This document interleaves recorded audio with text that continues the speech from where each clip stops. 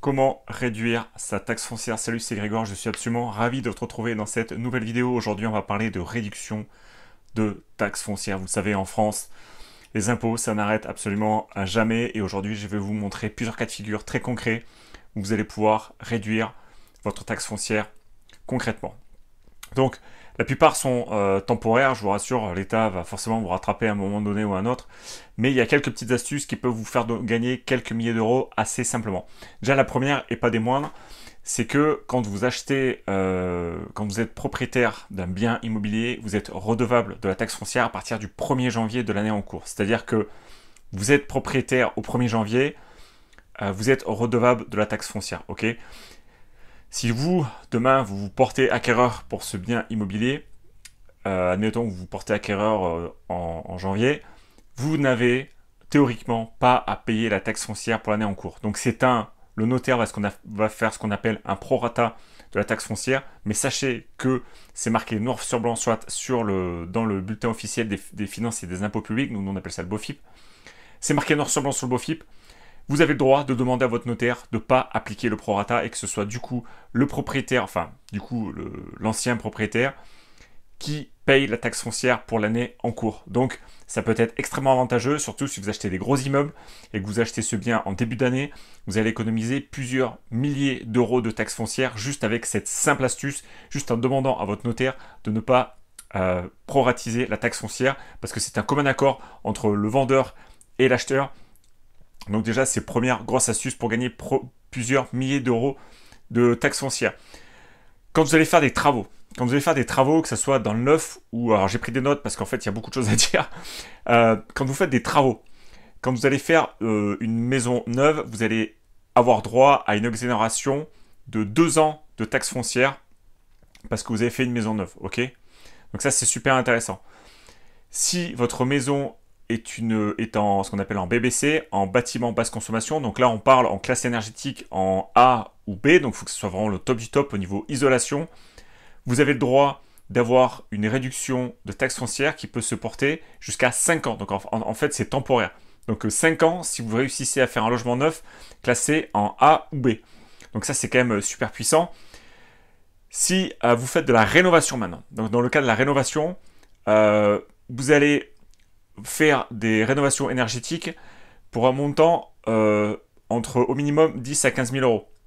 À partir de là, vous avez la possibilité d'être aussi avoir une exonération de taxes foncières pendant 2 ans a priori. Donc à vérifier. Les équipements, en fait, dès que vous avez changé d'équipement chez vous, donc je parle de chauffage, de fourniture d'eau chaude, par exemple poêle à bois, énergie solaire, système solaire combiné, chauffe-eau solaire, tout ça, donc ça c'est des classiques, la liste est longue comme le bras, je ne vais pas toute la faire ici, sinon la vidéo va durer 2 heures, mais tout ça, ça peut être, si vous mettez évidemment le budget, alors, à mon avis, si vous faites juste un poêle à bois, vous n'en aurez pas pour 10 à 15 000 euros, mais si vous cumulez plusieurs travaux en même temps et que vous mettez une bonne enveloppe travaux, vous avez la possibilité d'être exonéré sur la taxe foncière, donc ça c'est super puissant, donc il faut écrire vos impôts pour leur demander cette exonération. Les logements vacants. Alors, les logements vacants aussi, ça peut arriver. Vous êtes victime d'un sinistre et vous n'êtes pas, c'est indépendant de votre volonté. Vous avez aussi la possibilité, à partir de 3 mois d'inoccupation du logement, vous avez la possibilité de vous faire exonérer de taxes foncières. Donc ça, c'est aussi super puissant. Ça peut arriver dans certains cas de figure. Franchement, c'est à partir du 3e mois. Et du coup, après, là, j'ai pas trouvé de date limite pour cette application-là, donc je ne sais pas comment ça marche exactement. Pour les locaux commerciaux, là aussi, pour les locaux commerciaux, on peut être aussi exonéré de taxes foncières dans le sens où vous allez inscrire sur le bail que c'est votre locataire qui va prendre en charge la taxe foncière du bien. Donc ça, c'est vraiment super puissant aussi. Les locaux commerciaux, c'est à charge du locataire, la taxe foncière, donc à partir de là, vous n'avez pas à régler la taxe foncière, donc les locaux commerciaux. Vous avez aussi la possibilité, si vous transformez un bien en local commercial, ben là du coup c'est pareil, vous allez faire ce qu'on appelle un changement de destination. Le changement de destination, il faut impérativement que ça soit fait en mairie. On achète un bien, quand vous allez acheter ce bien en question, il faut impérativement que la demande d'urbanisme en question soit parfaitement purgée et accordée par la mairie avant de pouvoir acheter. Mais si vous transformez un local commercial en habitation et que du coup vous le mettez en location, du coup au prorata, là ce qui se passe c'est que le locataire va payer la taxe foncière au prorata de la surface exploitée. Donc admettons que l'immeuble fasse 200 mètres carrés, il y a 100 mètres carrés de local commercial, ben, le locataire va payer, ben, là, sur cet exemple-là, la moitié de la taxe foncière. Vous allez payer l'autre moitié parce que vous êtes propriétaire, bailleur sur l'autre partie qui est exploitée par exemple en habitation plus classique. Dans les autres cas de figure d'exonération, il y a aussi les personnes âgées à partir de 75 ans, ça je savais pas. Il y a aussi les handicapés sous conditions de ressources et aussi les exploitations agricoles. Là aussi, ça peut être intéressant pour nous parce que les exploitations agricoles, suivant comment sont exploitées, elles peuvent aussi être exonérées de taxes foncières. Donc voilà un peu pour la vidéo du jour sur l'exonération des taxes foncières. Donc je répète, c'est soit beaucoup sur les travaux.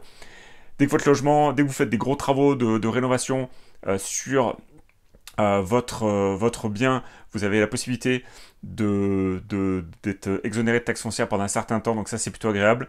Et surtout quand vous faites du neuf, ben là ça marche très fort parce que du coup si vous faites un logement en BBC, vous avez droit jusqu'à 5 ans d'exonération de plus-value.